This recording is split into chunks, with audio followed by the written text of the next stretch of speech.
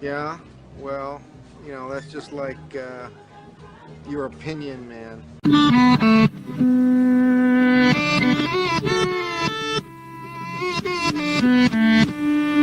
Yeah, yeah, oh yeah, what condition my condition was in.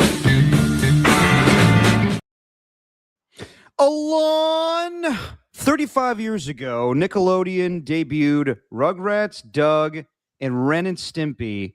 Which show did you like the most? Ooh, I like Doug. I love Ren and Stimpy. Rugrats is the one that I still quote, though. So I guess I'd have to go with Rugrats.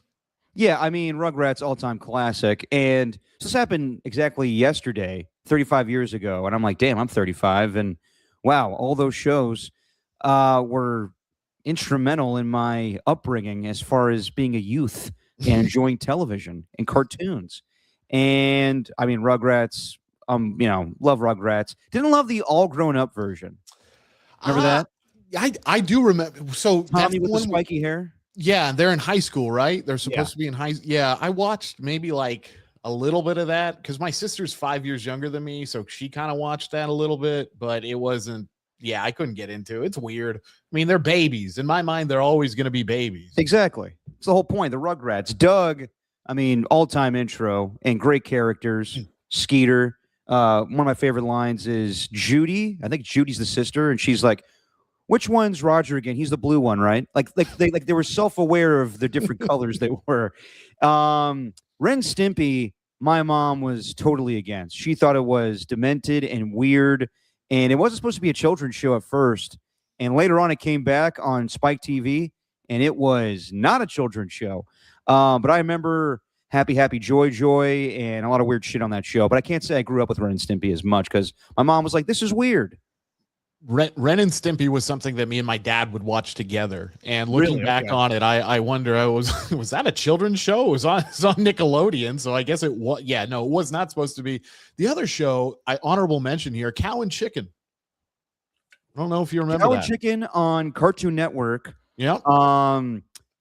That was much later though, like the late 90s. And I always remember the red guy, the devil. Yes. Yeah, with his butt. These spin-offs. I Am Weasel. And what was the other one? Dexter's Laboratory had some spin-offs too, like Monkey. Yes. That was the superhero, and the Justice Friends with the Justice Friends. Yeah. No, Sorry. good times.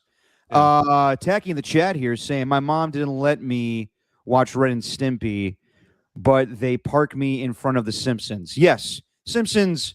It wasn't for children either, but I would say Simpsons were way more tame than Ren and Stimpy at the time. Yeah, Ren and Stimpy was actually a demented show. Like, there's probably a reason for the way I am. Ren and Stimpy's one of those reasons, but it was tempered also with an unhealthy amount of SpongeBob as well. So, SpongeBob's the all-time favorite. Yeah, both ends. And then you have kind of the weird show of Rocco's Modern Life. Man, Spunky. Yeah. So then, there were a lot of weird cartoons actually. And the Woody Allen, the Woody Allen turtle. Yes. He was definitely based off of Woody Allen. Yeah. It was. And Tacky asking in the chat here, did Adult Swim have an adult version of Ren and Stimpy? No, it was, as I said earlier, it was Spike TV, where Ren and Stimpy became a very open gay. Still got me, Alon? You're breaking up there. I heard Ren and Stimpy became, and then I don't know what you said. You got me up to speed now? No. Nope. Am I delayed? You're moving, and then your words are coming out. Yeah. Oh, really? Okay. I never know on this goddamn thing anymore. Better now. Okay. Way better now? I'm up to speed? Yeah, seems like it. Okay. It was where Ren and Stimpy became a openly gay couple on the Spike TV version. I didn't know that. Good for them. Yeah, good for them. Just your opinion, man. Alon to say, Derek Papa, let me know if I'm cutting out Alon. Like, just cut me off and talk over me. No worries if I don't know, dude. Even though I got this fucking upgrade with Google Fiber, I still don't know why my internet's fucking up like this. What should I do, Alon? What should I do, chat? Tacky, tell me what to do. You have to hardwire it, Derek. It's the only solution. And I know that that's not doable for you for some reason, but I can't think of anything else. Yeah, I mean, my hardwire's across the room, so my setup would change drastically. It may just be where I have finicky moments when I do this thing, or maybe it's just you, Alon. I never had these problems with Steven. Good Lord. Could be that. It could be me. Maybe I'm hogging all the internet. It could be, but we'll get through it. Let me know if I'm fucking up, and I'll try to fix things. Get my IT source here, but we're gonna talk a little football tonight. Talking about some training camp storylines. 49ers, a little banged up right now, and maybe a little concerned with Nick Bosa. The Vikings have their starting quarterback, but no surprise there. And we shall finally get to our Just Your Divisions Man segment, where we go through all the divisions in the NFL, a little preview. And tonight we're doing kind of the crappier teams in the AFC and NFC South. And I want to get to the Warriors a little bit tonight. Maybe the last time we'll talk some basketball for a little bit of time, but Mike Dunleavy and Joe Lacob, but some of the comments they've had the last few days about the future with the Warriors and Steph Curry, would they entertain a trade if he asked for one?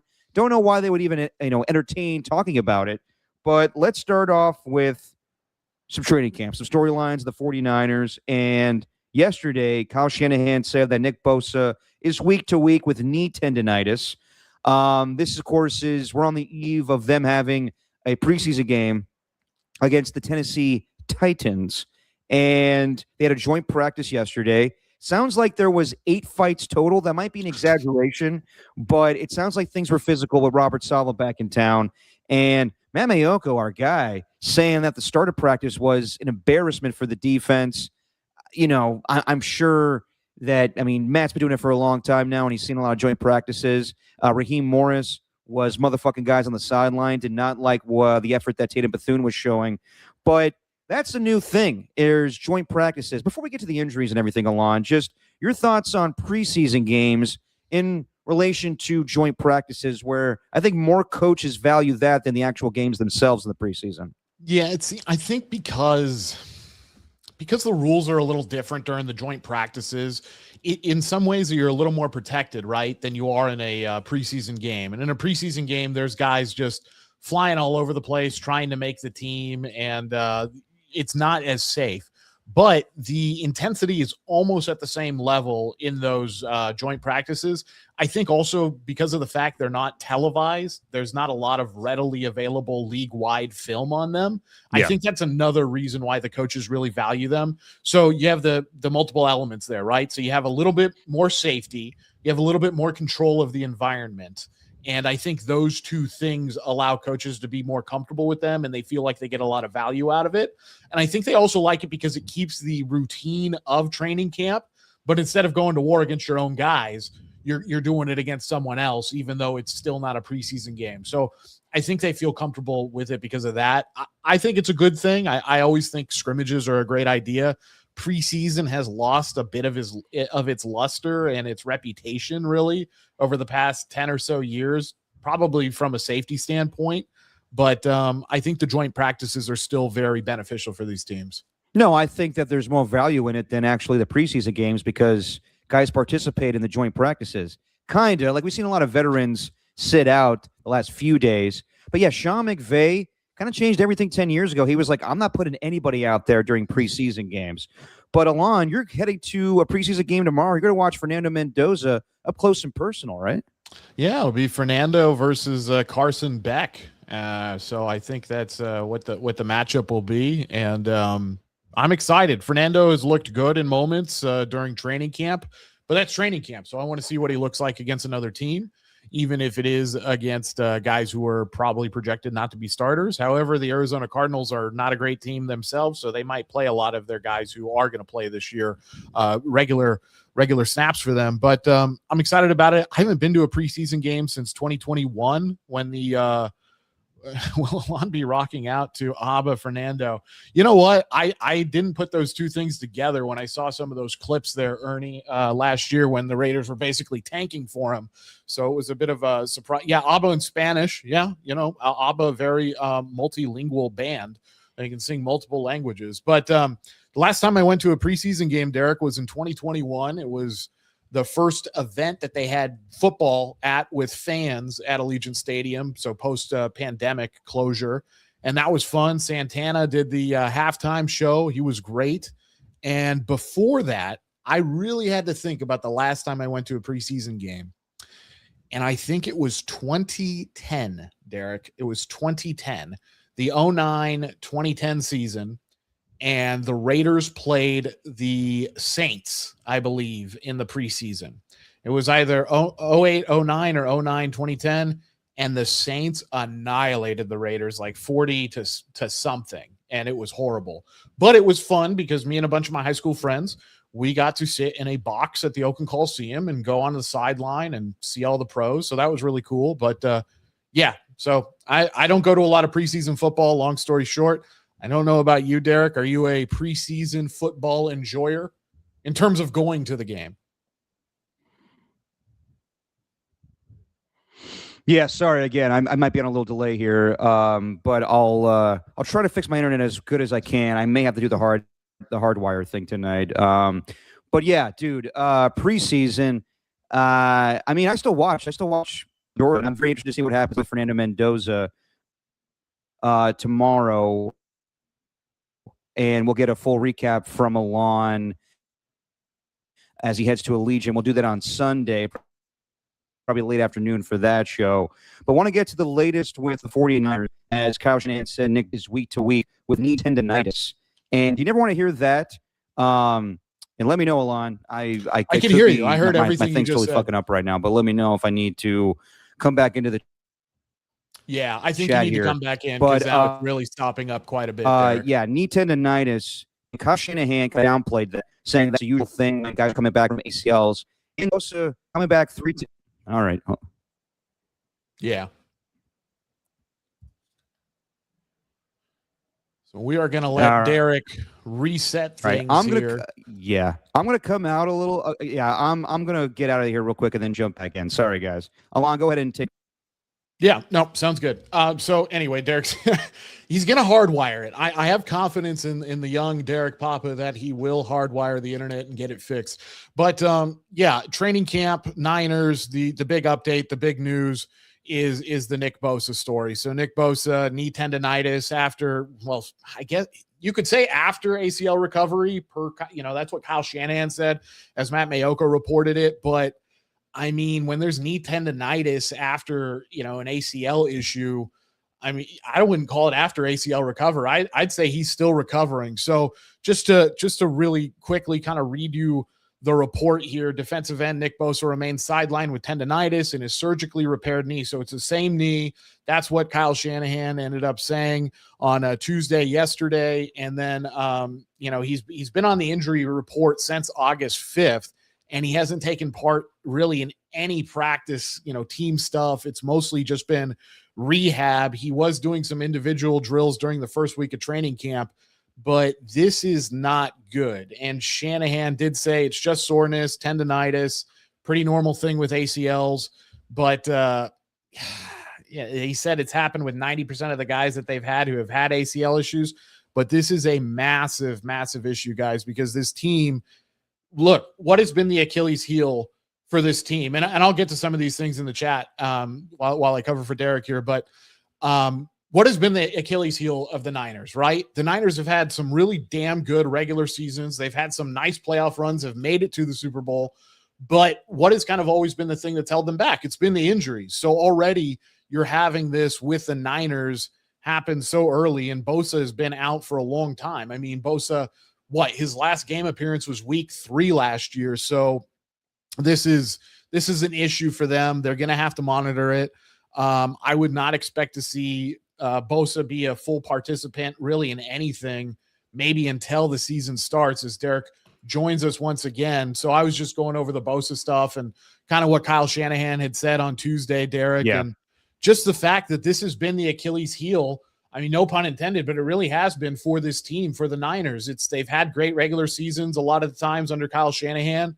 They've made some Super Bowl runs, and the injuries kind of always seem to be the thing that holds them back. And I question whether we can say that Bosa is fully recovered from his ACL injury, because if he's dealing with knee tendinitis, he's still in recovery for it. So I know Shanahan said they deal with this with about 90% of the guys that have these injuries on their team, but this is a problem. And pass rush is already a concern for this team going into the season. It was a concern last year. And now you're bringing in other concerns of, can this team even make it out of the gates healthy? So I don't know. If you're a Niner fan, you still have to be confident because you have one of the best quarterbacks in football and one of the best darn head coaches you can find, but you need players to win games. No, absolutely. And when I saw this news, I can't say that I was surprised, because we see a lot of veterans right now that are being held out of practice. And like right now, Myles Garrett's dealing with knee swelling. I mean, a lot of veterans, yes, they're participating in joint practices, but also like teams are being very cautious. So with Nick Bosa, yes, he's got the knee tendinitis. And I think Kyle kind of threw that word out there. Like I'm not sure. Like I want to know like a official designation, what's going on with Nick Bosa. But yeah, anytime that your premier pass rusher is not out there and practicing, it's concerning, especially when he's had the injury history. 3 times he's torn that ACL. It's the tone of Kyle Shanahan, though. Like, I think he's pretty honest most of the time with the media. If it was a concern, I think that he would tell everybody. I don't think he would downplay anything. I think that right away when we found out about Ricky Pearsall and the PCL injury still nagging him, I think that, everybody, Kyle Shanahan wasn't doing press conferences at the time, but Chris Foerster said that it's a concern and all options are on the table right now. So for Nick Bosa, I think they're just being cautious. And to me, I'm not going to freak out until he's going to miss regular season games. But, we were talking about this the other day on the radio. Do Niner fans have the right to be a little freaked out? Yeah, of course, because their team has been decimated with injuries. So I totally get it. But you just go around the league. A.J. Brown has a dislocated thumb, but obviously he's still out there. I saw a video the other day where he cooked Sauce Gardner. The Eagles are banged up at wide receiver right now with Devontae Smith and their first round pick, their rookie Malachi Lemon. But yeah, I get it. I would just, at this point, I think Kyle is learning from years past where if a guy is banged up but just not feeling it 100%, then don't let him go out there. Same with Christian McCaffrey. They're just being cautious with him. So I get it. Niner fans should be a little skeptical, but until they say he's not traveling to Australia, I'll be confident that he's going to be out there week 1.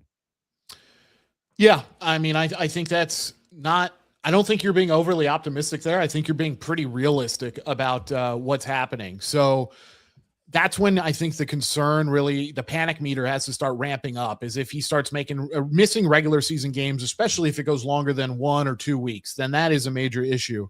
You brought up Christian McCaffrey as well. But real quick, you said maybe he kind of, threw the word tendinitis out there because he said just soreness, tendinitis. So maybe he was using that kind of interchangeably with soreness. I mean, and that can happen. So I'm with you. I'd like to see what the official kind of issue or diagnosis is. But about McCaffrey, he said, my concern would be him toughing through tightness like a lot of people do and then hurting something bad.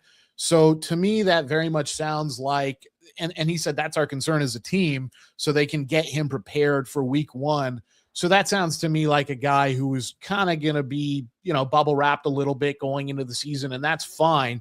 And it might even be an indication, not that he was saying this for that reason, but it could be an indication of Keelan Black getting more playing time as a running back as well, because you don't want to initially load up McCaffrey with all those heavy snaps. So, we'll see what happens, but they just have to get out of the gate without being a mash unit.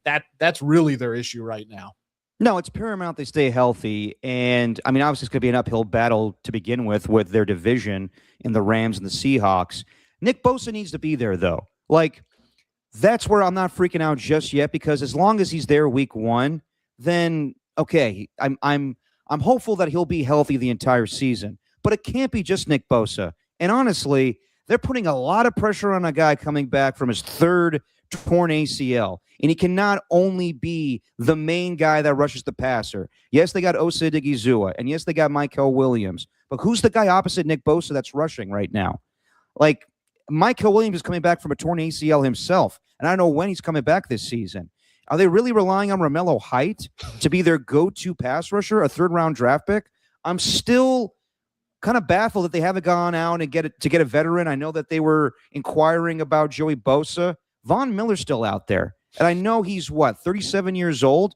But I think the 49ers have the most cap space in all of football right now. You throw, I don't know, what's reasonable for Von Miller at this point? $9 million, $10 million? Like, that's a guy that routinely, year after year, has gone after the quarterback. I think last year with the Commanders, he had 9.5 sacks. So, we talked all the time on KMBR about the 49ers and Nick Martin, the linebacker that they drafted in the third round, not getting playing time. You're going to tell me that you expect Romello Height to do the same thing? Now, we'll see in this preseason, but even though, I'm pretty confident Nick Bosa will be out there week 1, it's still not enough. It still can't be where you're expecting 15 sacks from Nick Bosa. Coming back from injury and now this knee tendinitis, maybe he's a 9-sack guy, but that's not enough for this team right now. So I still am kind of surprised they have not addressed the pass rush needs this team so desperately needs. I think they're expecting a lot from Odigizua. I think they're expecting a lot of just inside pressure there and that taking the load off of a lot of different people. I don't know about the Michael Williams situation because I just don't know when he's going to be completely healthy. But they also are putting a lot of pressure on a guy, like you said, who's coming back from his third knee injury. So that's really not what the situation you want to be in with Bosa. But I like the Von Miller idea because he's a good leader. Look, that locker room's set with leadership, so that's not an issue. Von Miller's a model citizen when it comes to being a member of a locker room and being a true professional. But most importantly, the guy gets after the quarterback. Like you said, he can do it in his sleep. And in a Robert Saleh defense, Saleh will figure out ways to scheme him into one-on-ones. And I don't care that Von Miller is close to 40 years old now. He can still beat just about any left tackle or right tackle in the league. So I don't think that's a scary proposition. I think it would actually be a really good thing to do. Be kind of similar to when the Niners had D Ford for a little bit. Is that am I remembering that right? I mean, yeah, 2019. Yeah, he was there. 2019, kind of a similar signing, much better player in terms of Von Miller. So I think that's a good idea. But they are going to need pass rush. I think also they're putting a lot of pressure on the linebackers on the inside. So that's going to be important too. And I know the reports have been, especially like when they played against the Titans in their joint practice. I know the DBs, they look stickier, they look better, but I need to see it with my own eyes. So I want to know where this pass rush is going to come from. And Odigizua, I think he's a great player. Hell, if you can get anything close to 8, 9, 10 sacks out of him, that's awesome. And it probably means everybody's feasting on that line. But that is a lot of pressure to put on just one guy who's expected to do a lot for that defensive front. So I don't know. Romello Height, he apparently did pretty well in that joint practice as well. But once again, Derek, it's joint practice. It's not a game. And it's impossible to not expect that he's not going to have his lumps that he's going to take as a rookie as well. And do you want to put that much pressure on a rookie coming in? So pass rush still needs to be addressed for them for sure. I'm right there with you. I believe the coach is going to have them ready. They got a mastermind on the defensive side, but like I said earlier, you need pieces to plug into on the board. And right now, a lot of these pieces have either injury question marks or they have production question marks. No, absolutely. So Romello Height will be a guy that we definitely keep our eye on during the preseason. And I just think it's a lot to ask of a third-round draft pick. And also, Nick Bosa has proven himself. But as Ernie says in the chat here, he's been declining for years now. Yeah, maybe. And he may not be worth another contract, but it's a lot to ask of him to be that guy that shoulders the load when it comes to the pass rush, coming off another torn ACL. So we'll see if they address that need before the season starts. As far as other training camp storylines, not a surprise here. The Minnesota Vikings named Kyler Murray their starter for the season, and we saw that coming. As soon as it was announced that he was signing for a vet minimum contract, I think it was like even just $1 million this year, we knew that to make it worth his while, he's going to be the starter. And that means J.J. McCarthy is going to be the backup. So what does that mean for J.J. McCarthy going forward? We'll talk about that, but also it doesn't sound like Kyler Murray was really impressive so far in training camp. It's just because he's the veteran and they feel more comfortable with him. Kevin O'Connell has said in press conferences that he's seen more maturity from Kyler Murray, but also it needed to happen. Where J.J. McCarthy did not play well last year, there were times where he looked better down the stretch, but Kyler Murray was always going to be the starting quarterback for this football team. Now, there's a lot of people that say now J.J. McCarthy is going to be dealt, he's going to be traded. I don't see that. Not right now. Like, they have three quarterbacks. They have Kyler Murray, they have J.J., and they have Carson Wentz. Could they trade J.J. McCarthy to, say, the Chargers and have him team up with his former college coach, the guy that he won the national championship at, Jim Harbaugh? Maybe. But I also think that Kevin O'Connell doesn't want to just pull the plug on J.J. McCarthy yet. He has that famous quote that I reference all the time. A lot of people reference it, saying that, you know, most of the time it's where franchises fail quarterbacks more than quarterbacks fail franchises.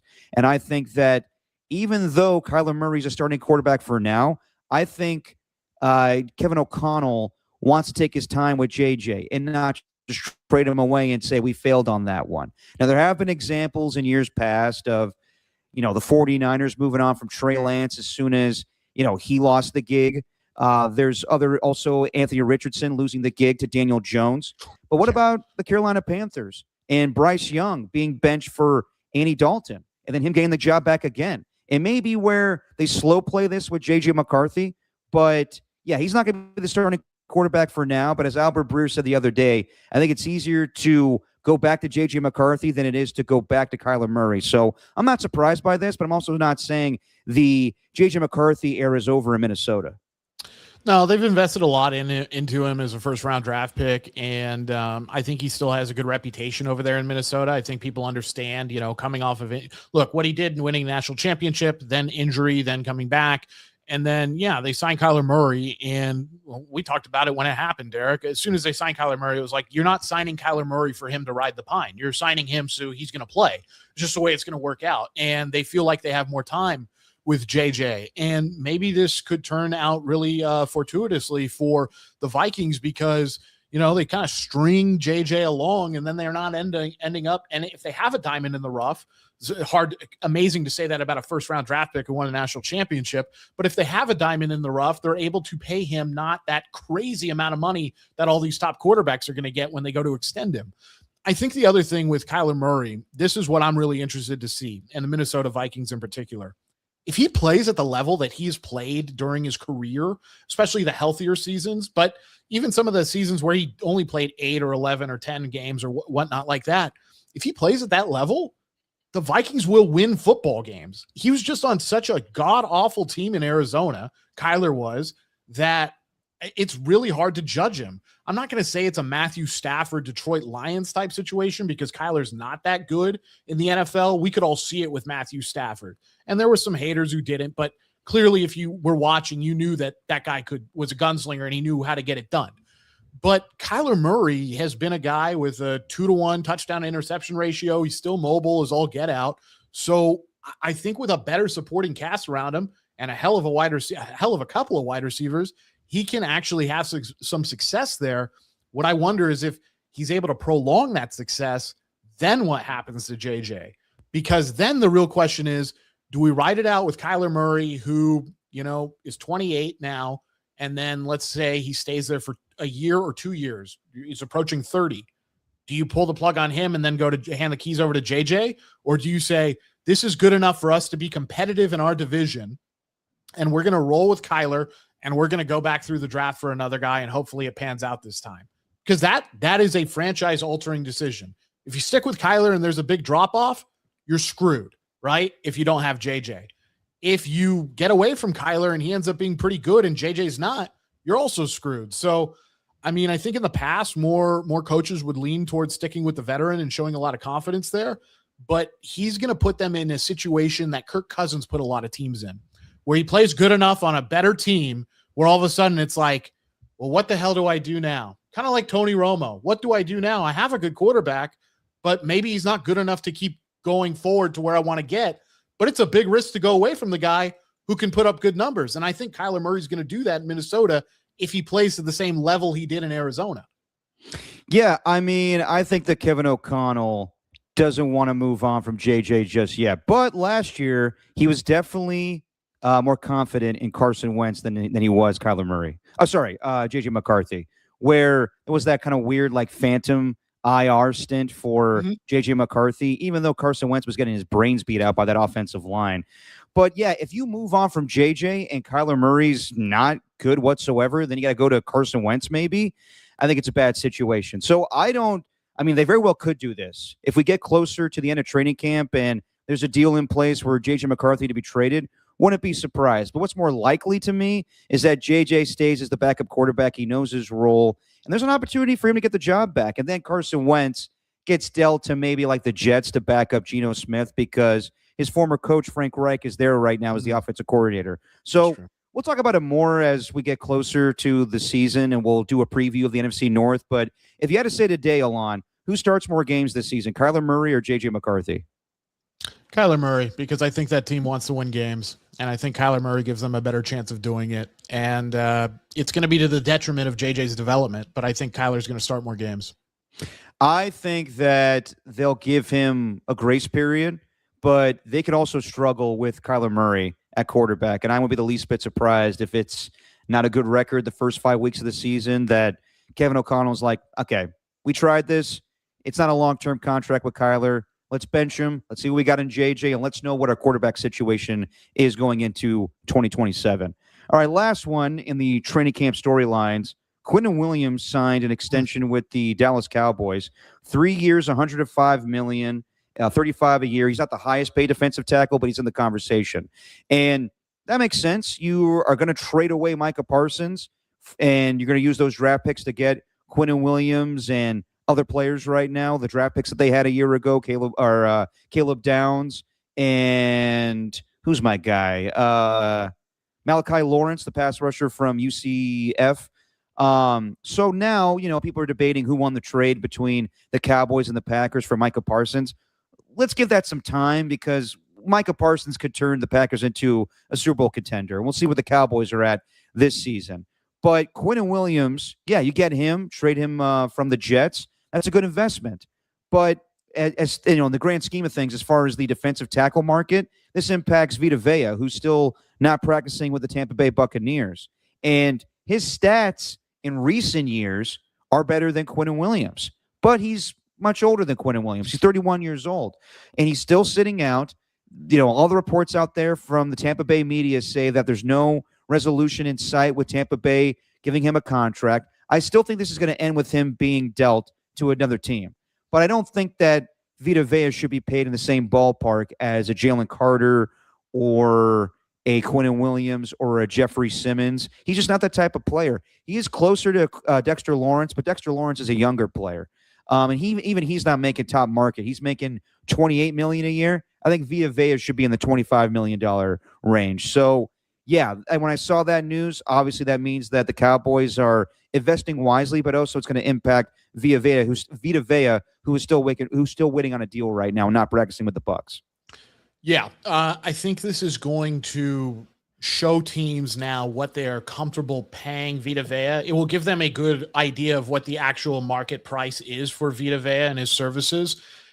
He's not a $35 million guy, dollar a year guy. He's just not at this point in his career, and that's just astronomical money for Vita Vea. And he's a great player, but he's older. So yeah, maybe something between that 20 and 26 million kind of a year thing, but it's going to also be a shorter term deal. 3 years, maybe the max for Vita Vea, Derek, maybe, or if it is a 3-year deal, that third year is basically a throwaway year where it's an opt out on both parties' sides. So it's going to be something like that. Quinnen is still in the prime of his career. He's 28.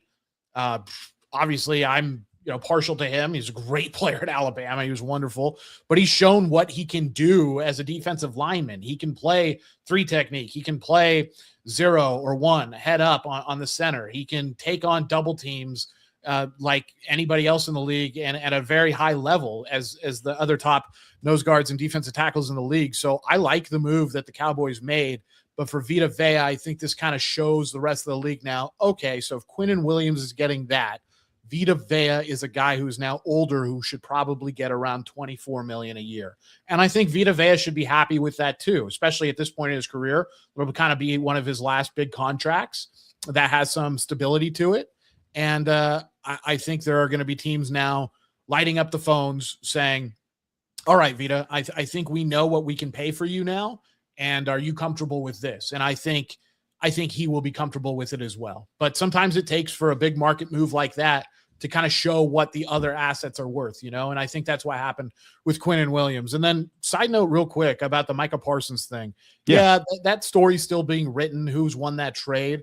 But if you just look at the Cowboys defense on paper, now it's a nasty defense. That's a good defense. That should be a good defense. We don't know because it's Dallas, so they could have an awful defense. Right. But I mean, they got players. I mean, Caleb Downs, Quinnen Williams, Barham, D. Winters, like they got guys. They got Malik Hooker. I think is a good safety. So they have good players. We'll see how that works out. But I think this stabilizes the market for guys like Vita Vea right around $24 million.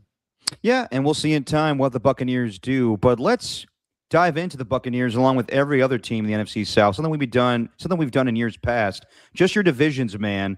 And let's start off with the crappy divisions because we'll save the best for last, the AFC West, the NFC West. But let's start off with the NFC South, and let's go with the Falcons. So the way we'll do this, Alon, is we'll go through kind of the off seasons for all these teams, you know, who they lost, who they gained, and I guess the biggest question mark going into the season for all these teams. So I'll start off with the Atlanta Falcons, and their offseason started with getting a new coach, Kevin Stefanski, who I think people are kind of down on now. Like, would you say like the perception of Kevin Stefanski as one of the best coaches in football has changed in the past year?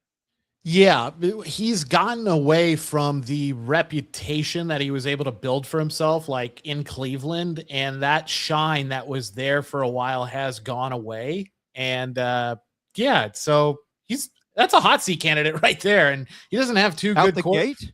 No, not out the gate, but I mean, he's got two quarterbacks who I don't know which one of those guys is going to play more games. Yeah, I mean, and Tua Tagovailoa is getting the start for the preseason game, and I guess Michael Penix still, you know, that knee bothering him. He's torn his ACL quite a bit of times in his career. But also, right now, Tua has the starting gig, so we'll see how long he keeps that. But with the Atlanta Falcons, yeah, Kevin Stefanski, I mean, a guy that won, you know, Coach of the Year twice, and we thought changes with the Cleveland Browns. You know, I think the perception on him is like, why did he get another coaching gig? Why did he get that Atlanta Falcons job? Should he had to, like, you know, kind of gain momentum again and kind of not gain momentum, but kind of, you know, pay his dues a little bit and, you know, do play calling again and be an offensive coordinator for a year, not get the Atlanta Falcons gig right away. Nevertheless, he got the gig. They needed more offense on that team. They're sticking with Jeff Ulbrich as their defensive coordinator, who was there with Raheem Morris a year ago, and he's dealing with the loss of his wife a couple of weeks ago, just very tragic. But as far as their offseason, they paid Drake London. He's one of the higher paid wide receivers in all of football. Is my Alon, let me know, man. Is my internet fucking up again? No, I can hear. I would stop you if I couldn't hear you. I can hear everything you're saying. Oh, okay. There is a delay. People that Cracker Jack and AJ Cruz telling me though I got coming live from the Matrix here. Okay. Sorry guys. Next time, I guess going forward, I gotta do hardwiring this shit. That's just very disappointing because I am doing Google Fiber with my internet now, but I guess it's not good enough. Anyway, Drake London, one of the higher paid wide receivers in all of football. Obviously, they got Tua Tagovailoa as their starting quarterback, filling in for Michael Penix for the time being, but maybe he just steals that job from him entirely. We shall see. But yeah, Drake London, I mean, he's the only wide receiver I feel confident on their team right now. I can't even tell you who all their other wide receivers are. I'll pull that up a little bit here. I think guys that are, I think Olamide Zaccheaus is one of their slot guys that was with them a couple of years ago, and he's back. The off-the-field stuff was pretty bad for them, though. James Pierce with the arrest that he had, he's probably going to serve a suspension. Adam Schefter said most definitely he's going to serve a suspension, actually. And Jalen Walker tore his ACL a couple of weeks ago. So right now, I mean, they got the best running back in football, in my opinion, with Bijan Robinson. You make the case it's Bijan or Jahmyr Gibbs. But, yeah, I mean, it's not a team I'm confident in. Like a couple of years ago when they got Kirk Cousins, I was like, all right, this team should dominate the NFC South. And they never did. They have talent on the offensive side of the football with Bijan and Kyle Pitts. Drake London, as far as like their number one option, he's clearly that guy, but I don't think he's one of the better wide receivers in all of football. Defensively, they got corners. A.J. Terrell, his brother, Avion Terrell, is drafted this offseason. But, yeah, I'm just not high on their team because of the quarterback position. So my biggest question mark for them going into the season is, do you believe any of these quarterbacks are good? And I don't know right now. I think that the Raiders dodged a huge bullet with Michael Penix. Remember how we were kind of up in arms being like the Falcons didn't need him. And they draft Michael Penix. Turned out to be so right now. I didn't agree with their decision that first season with Kirk Cousins where they benched him and had Michael Penix play in those last few games remaining in the regular season to get them in the postseason. Didn't happen. And now they go to Michael Penix. He tears his ACL for a third time, I believe, last year. They bring in Tua. Michael Penix, was saying in training camp practice with the media saying, right now I don't feel comfortable. If an offensive lineman comes into me right now, I could be done for a while. So we don't know when he's coming back. But the biggest question to me with the Atlanta Falcons is, do you believe in any of these quarterbacks? And right now I would say no. Yeah, quarterback is the biggest problem there. I like what Otis Bird says here. Otis Bird, the Falcons may be an 8 or 9 win team. With a steady quarterback, I agree, because there is talent on that team, right? Drake London's really good, like you mentioned. Bijan Robinson, I think, best, in my opinion as well, best running back in the league, most valuable running back in the league. I would take him over Jahmyr Gibbs, and I love Gibbs. But the defense is intriguing. I mean, James Pierce does have to work his stuff out, but I mean, coming off of a double-digit sack season, I think Divine Diablo could actually keep evolving and improving as a player as well. I'm curious to see how good their corners are because I know AJ is good. I want to see what Avion does, but it's the quarterback for this team, and this has been a problem for the Falcons. They have not been able to get consistent quarterback play since Matt Ryan was there, and there were some moments of it when Kirk Cousins, especially at the end of last year, kind of showed some flashes, but they were already done with the Kirk Cousins. They were out of the Kirk Cousins business by then. So that was a non-starter for them. As far as Tua goes, he is going to have to play. And last year he played 14 games. 2024 he played 11. 2023, his best season, and it was a great season offensively for the Dolphins. He played 17 games. Look, he's 27, 28 years old. It's always going to be health with this guy, unfortunately. And can they keep him? It's not just keeping him upright. Can they make sure he doesn't get hit in the head? That's the big issue for Tua. And I just don't know. I know he's played more games lately, kind of, but the trend is not good. It's still a handful of games almost every year that he's missing. So that's why I don't have confidence in this team. I feel for Kevin Stefanski because he knows how to get results out of a team. That being said, his best years in Cleveland, when he won 11 games 2 times, which I don't know how he did that with Cleveland, but he did. They had a good rushing attack. So they should have a good rushing attack this year, I would think as well, which should take a lot of stress off of Tua or wherever the quarterback ends up being. But I just don't have confidence in that quarterback room being able to stay healthy. That's the real problem. And to hear those things from Michael Penix, a guy who came out of college dealing with injuries to the knee and lower extremities, a guy who's older, who already had compromised mobility, that's an issue. And then you have Tua, who is like the walking, X-ray machine. He's got to go, into the medical tent all the time, and it's really tough. So I think 8 wins, sure. Not that we're picking wins necessarily, but I can't see them getting much higher than that, even in a weak division like the NFC South. It's too difficult with the inconsistency week to week for quarterbacks.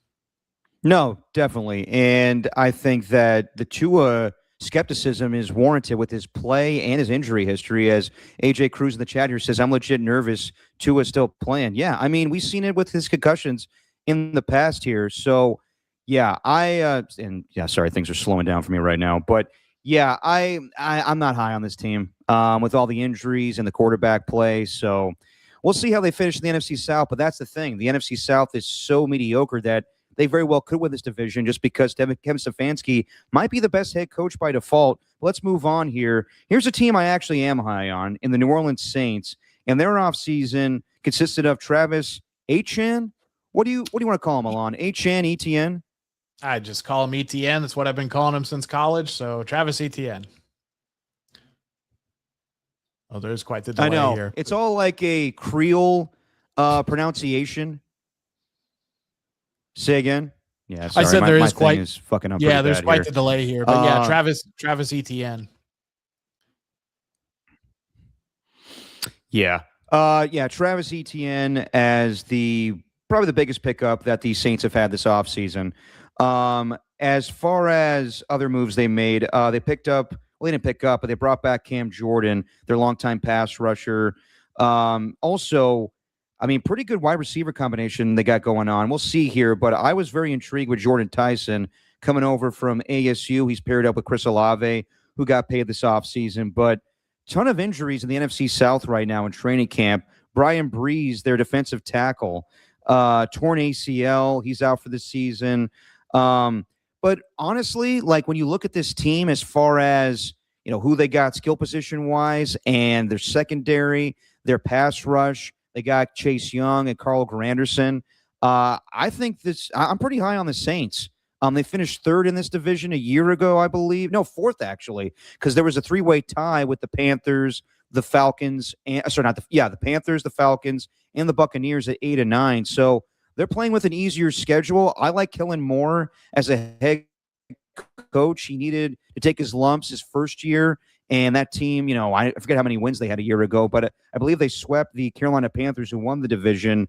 My biggest question is, I was kind of not high on this team a year ago because who were the quarterbacks came in with Spencer Radler and Tyler Shuck. And Tyler Shuck was pretty impressive last year. So my biggest question mark for the Saints coming into this season is, how good could Tyler Shuck be? Can he, take over this offense? Can he be a guy that throws 30 touchdown passes? I'm not expecting the Saints to be a team that tends really the NFC, but can win this division easily? And, can they be a tough out for most teams? Yeah. Again, I'm not expecting them to be like, a number one seed of the NFC. We got so many teams that are, better than them on paper. The Rams, Seahawks, 49ers, Lions. Packers even comes to the other teams right now.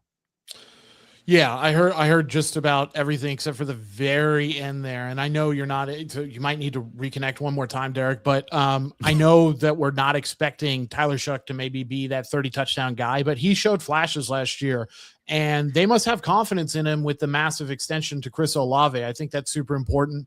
Retaining Alvin Kamara, that means that you're all in on your offense being effective.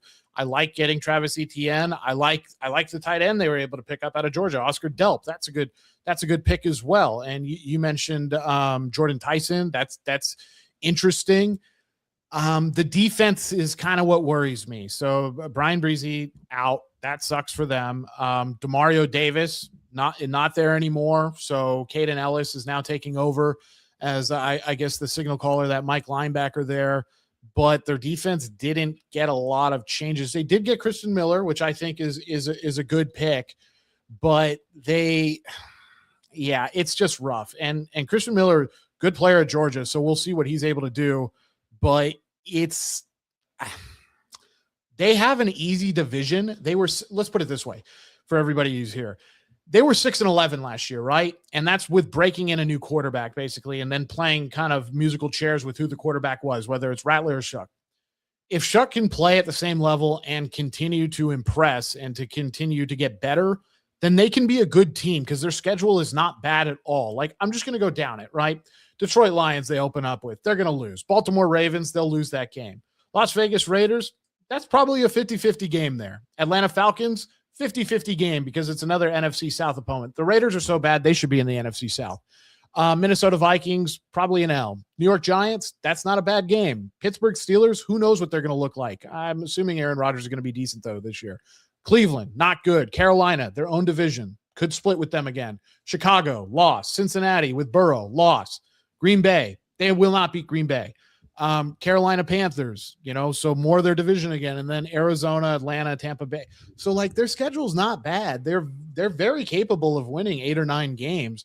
The question is Tyler Shook ready to take that next step in being a really good starting quarterback? And it looks like that's the confidence that they've placed in him.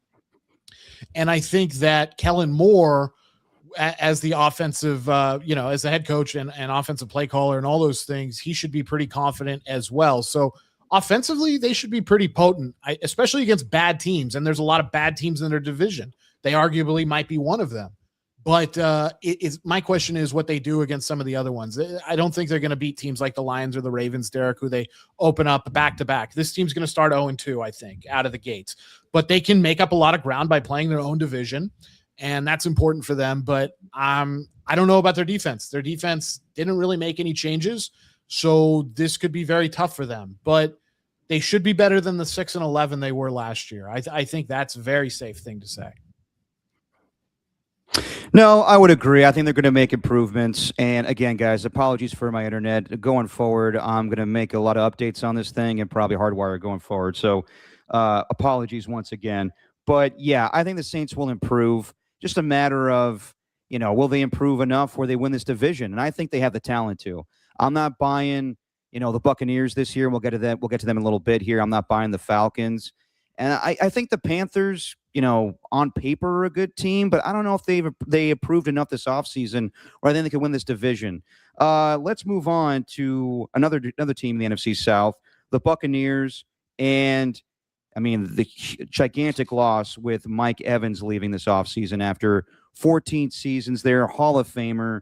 But what's pretty telling about that situation to me is Mike Evans had a better deal on the table as far as money to stay with Tampa Bay, and he chose to leave to go to the San Francisco 49ers. He saw the writing on the wall. He didn't like the way that this team was going, so he left, and the Buccaneers addressed other needs this offseason. They needed a middle linebacker. They got Alex Anzalone from the Detroit Lions. They drafted Ruben Bain, who was, one of the better prospects in this draft class, but he fell to them, I think, at 14.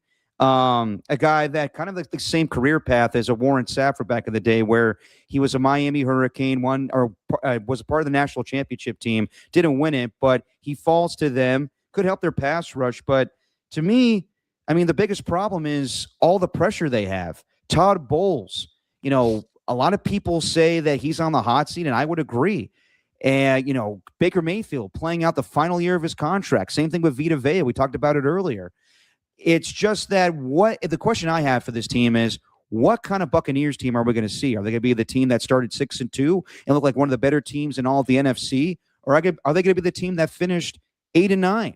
So it's just a lot of pressure. I think that Jason Light, we talked about it numerous times, Alon, but I think Jason Light's, what was telling for him was Mike Evans leaving. And he's like, okay, what kind of team do I have? Do I want to invest long-term in the quarterback? Do I want to invest long-term in my 31-year-old nose tackle? Do I really buy that Todd Bowles is going to get us to a championship?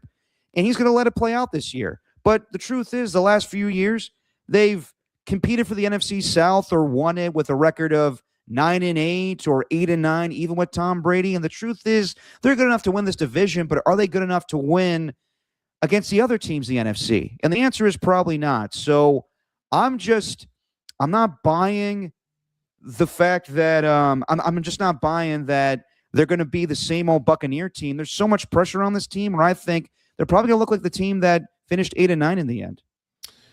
Yeah, I actually think they might be worse than 8-9. I think the aspect of Baker Mayfield being extremely unhappy with his current situation and now missing his generational Hall of Fame wide receiver, that's going to play a huge part in this season for them. I don't think I think there's a very realistic chance they finish 3rd or 4th in the division. That, like you said, writing's on the wall, and it's just it's not good. They have the pieces to be an average to above average team, but I don't expect that out of them. I think this is kind of the end of this little Baker Mayfield experiment and the end of the kind of holding on to the structure that they had built roster wise in terms of the last Tom Brady team. So I think this is going to be a turn the page season. I do like Ruben Bain. I think he was great at Miami. But yeah, there's just not enough there for me to put a lot of confidence in them. And unfortunately for them, even though this is a very winnable division, Derek, I just think that it's too much to overcome. Mike Evans' loss is one thing, but then when your quarterback's not happy, I don't care if he's the ultimate professional or not. That's going to be very difficult to deal with. And if things start going sideways immediately, I mean, not only will you probably see the head coach fired, but there's going to be a lot of pointing fingers at Baker Mayfield as well, and he's not going to be happy. So, yeah, it's bad. And did they improve a little bit on defense? Sure, but I think offensively it's going to be a rough season, and I just think it's going to be a rough season overall for them. I mean, I do think they have potential with some of the offensive pieces they have. I like Emeka Ibuka, and he was probably your leading candidate as far as offensive rookie of the year a year ago. So he's their go-to guy. But I think that Baker Mayfield is the type of quarterback that thrives under pressure, but also he's the type of guy that may get a little too amped up, like when he keeps wanting to play through injury and he just does way too much. It could be where, the chips are down right now. He's got a lot of pressure on him. I'm not going to say that he's going to underperform or anything, but I just think that it may be where they lack a lot of leadership. And Baker Mayfield will be that guy, but they're going to miss Mike Evans. They're probably going to miss Levante David, their longtime, defensive leader as well. So it's just a lot of things going against them this year. And I don't know. I just don't feel confident. And we've seen it before where guys are traded away right before the season starts. Happened last year to the Dallas Cowboys. They weren't terrible, but missing Micah Parsons, that definitely affected them out the gate. Saw it a few years ago with the Raiders, trading away Khalil Mack. Not saying Vita Vea is that guy, but if they do ultimately trade him away, what does that say about how the team feels, that Jason Light, believes in them or not? So I don't know. Well, I guess I'm just not high on the Buccaneers, even though that they may have a good team on paper. Everything off the field is kind of going against them right now. And then finally, the Carolina Panthers, big signings in the offseason. They need to address the pass rush. They go out and overpay for Jalen Phillips, but they needed to get him. They also got Devin Lloyd, great season a year ago, linebacker for the Jacksonville Jaguars. And Teteroa McMillan, very reliable wide receiver. I wasn't high on him coming out of the draft a year ago, but won rookie of the year and maybe one of the more reliable wide receivers in all of football, just as far as maybe getting volume catches, the go-to guy for Bryce Young. But every team has either dealt with hold-ins or injuries in the NFC South. And same thing with the Carolina Panthers. Nick Scordon, their promising young pass rusher, out the year with a torn ACL. Also a guy they drafted just this past year, Chris Brazell, wide receiver from Tennessee. He's out the entire year with a knee injury. But this team won the division 8-9 at the record of 8-9 a year ago. And they were impressive at times, beating the Green Bay Packers at Lambeau, going toe-to-toe with the LA Rams, the regular season, beating them, but, coming up short in the playoff game, but scoring 31 points against them. My biggest question mark with the Carolina Panthers is Bryce Young going to be consistent? Is he going to be the guy that went first overall? And there's times where he looks really damn good. There's times where he gets by, dinking and dunking his way down the field against the Packers, but handing off to Rico Dowdle, and he's not there anymore. It's going to be it's the Chuba Hubbard game, or the Chuba Hubbard backfield going forward. Also, my guy Jonathan Brooks from Texas finally getting some playing time. We'll see. But, yeah, man, I think that the Carolina Panthers, they're showing some promise, and I like Dave Canales as a play caller, but I guess all in all, I'm higher on the New Orleans Saints because I believe in the quarterback, where I'm not sure about the quarterback with the Carolina Panthers of Bryce Young. I have no idea what the Atlanta Falcons are getting. And Baker Mayfield, yeah, he's motivated, but he's playing the last year of his contract, so anything could go there. But, yeah, with the Panthers, it's just, can I get more consistent play from Bryce Young? Yeah, I hear you on that. I think the Panthers out of this division, and it's crazy to say, even though they won the division last year, but of course there was a 3-way tie at 8-9, right? But they won the division. They're the hardest team to kind of quantify, I think, going into this division this year. I think I have a good idea of what the Bucs are going to be. I think the Saints are going to be very competitive. I like what the Panthers could do, but it does come down to Bryce Young. Is he going to have games where he totally Like you mentioned Dinkin Duncan, and sometimes he gets away with that and they win. But then there's other games where he's just a shell of himself and he doesn't win. They don't win. I mean, there's games where he doesn't go for over 200 yards, and that's fine if your efficiency is through the roof. And they did win some games like that, like the game against Dallas where he had 3 touchdowns, but he only threw for like 190 or something like that. And they had a hell of a running game last year. Well, this is going to be a little different. You're missing one of the heads of that two-headed monster. That's number one. But number two, Bryce Young, he has shown you what the best he can be so far in terms of his NFL career, but he's also shown you just absolute bad play too from the quarterback position. So that's going to be really tough for them. I think the other thing with Carolina, and this cannot go understated, they have the toughest strength of schedule, at least going into the season, out of all the teams in the NFC South. And that could really work against them. I mean, opening the season up against the Bears, that's tough. They play the Lions. They play the Eagles. I mean, I'm looking at the schedule right now. They rematch with the Packers. They play the Ravens, the Broncos, the Bengals, the Seahawks. I mean, it's just a tough schedule. And I think that's going to do them in. I think they might finish with the same record, 8-9 or 7-10. But 8-9, 7-10 might not be good enough to win the division this year because the Saints have I'm not that I'm super high on the Saints because I don't necessarily believe in them a ton yet, but their schedule is not nearly as rigorous as the Panthers. So I think the Panthers are going to have to deal with that scheduling problem that they have, but it could go away if Bryce Young can prove that he is the guy that got drafted out of Alabama, then they'll be a good team.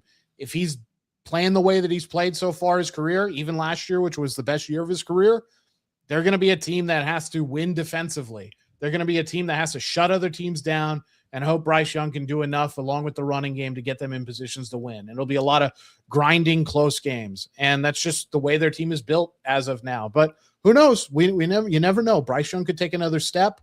I don't know if it's going to happen, but right now I would not pick them to win the division to repeat this year. Yeah, as Otis Bird in the chat here says, the Panthers could be good, but can they duplicate what they did last year? Well, they need to improve upon it. Like being 8-9 is just not good enough again. This division is going to be competitive in a way where they're kind of all mediocre, but I think they're all kind of on the same even playing field to be honest, where everything's kind of going against them. Like every like there's an element that's going against each team. Like with the Atlanta Falcons, their quarterbacks are kind of against them. Like, do you believe in them? Not really at this point. With the Carolina Panthers, do you believe in Bryce Young? Yes and no. With the Buccaneers, does the GM believe in the team? Probably no right now. And then with the Saints, do you believe in Tyler Shuck? Yeah. Right now I would say yes, but I also need to see more. So I don't know. There's a reason why we started off with this division. It's not fantastic. Let's move over to the AFC South. A team that looks better. 3 teams that were competitive a year ago and one that totally just shit the bed in the Indianapolis Colts. But, the Jaguars won the division. The Texans turned it on and may have the best defense in all of football. The Tennessee Titans getting a good head coach, we think, in Robert Saleh. Getting a good play caller in Brian Dable. They're going to be a more physical team. Can they be an ascending team? So let's start with them. The offseason started with Robert Saleh coming over. And the reason I say a good head coach, I should probably take that back because I don't know if Robert Saleh is a good head coach. He's had moments with the New York Jets, but we know he's a good defensive play caller. We know that he's had success with the 49ers, but can he bring that over, that mentality, that winning culture to Tennessee? And it really is all incumbent on Cam Ward, their first overall pick a year ago. So he brings in Brian Daboll, who he had a relationship with in New York while he was coaching the Jets, Brian Daboll with the Giants. I guess Brian Daboll was infatuated with Cam Ward during that whole draft process, wanted to draft a quarterback. Ultimately, they went with Malik Neighbors. But they go out and spend some money in the offseason. They get Alontae Taylor, the top cornerback that was available this offseason.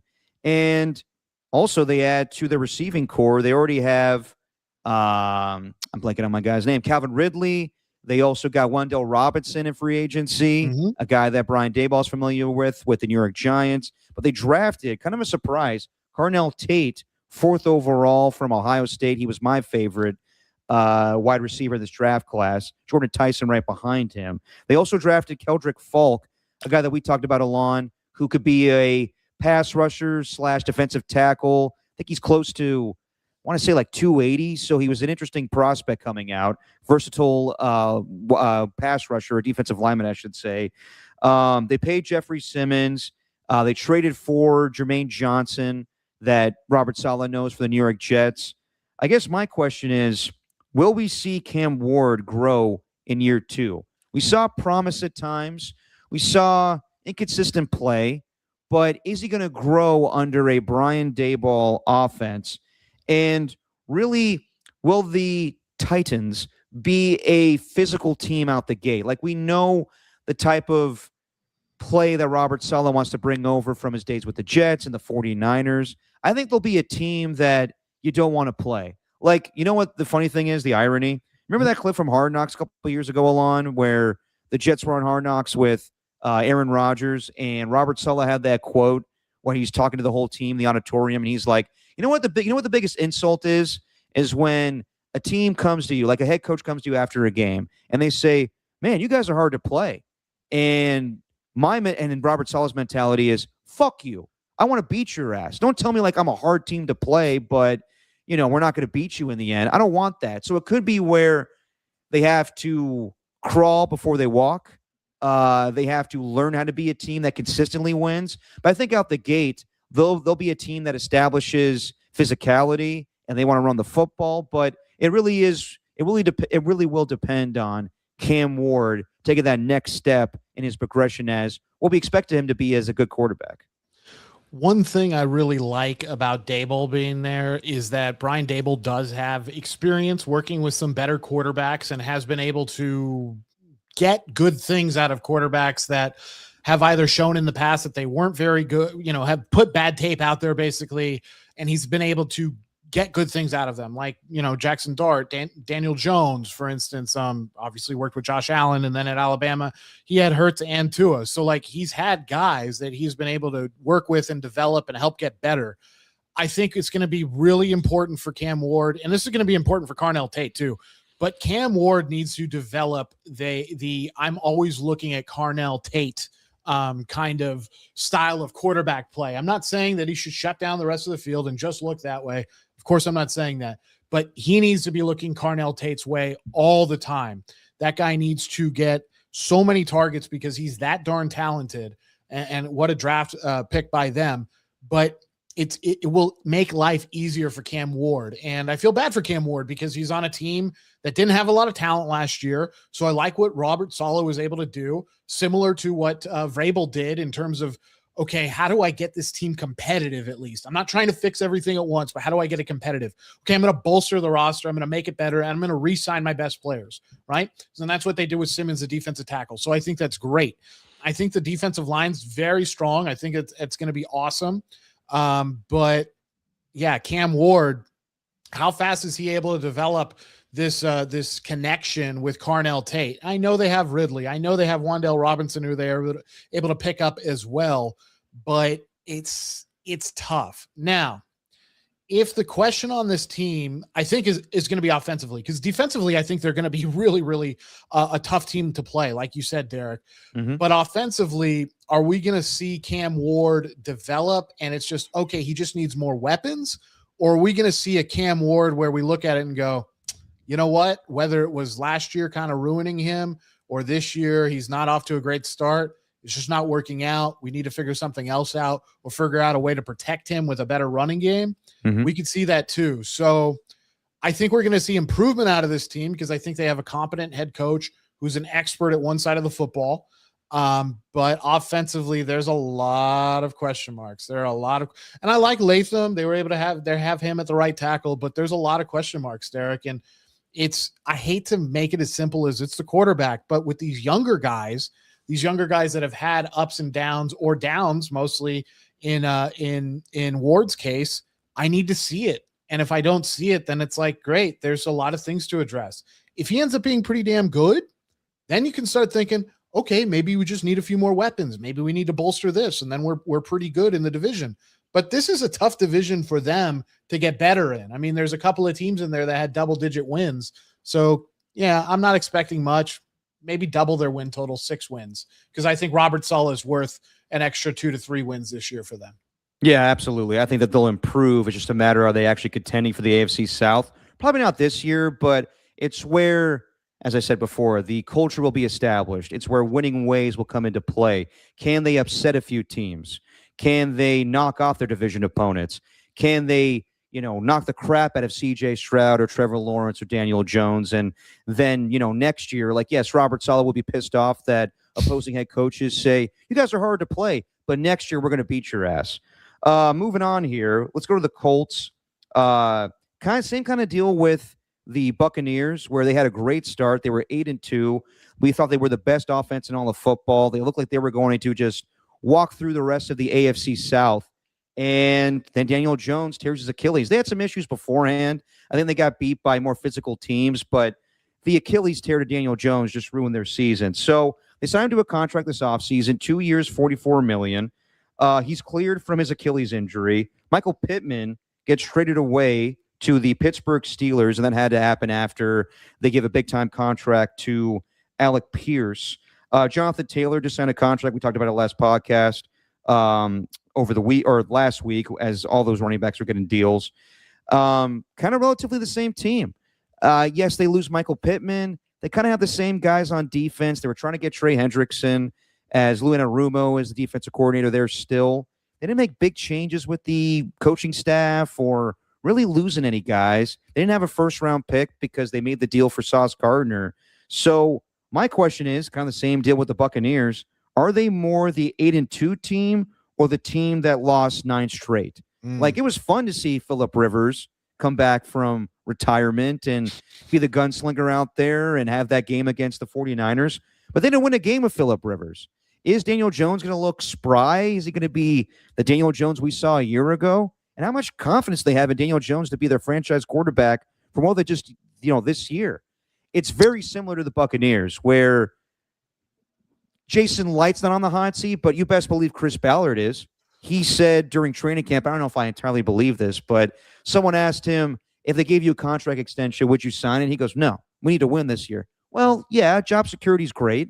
I'm not believing that, and it's good. It's good to tell the media that, but he's on the hot seat. Shane Steichen he's definitely on the hot seat. Now, the Irsay sisters have taken over as the ownership group with their father passing away, so they definitely are going to be like, maybe we need to make some changes to this team.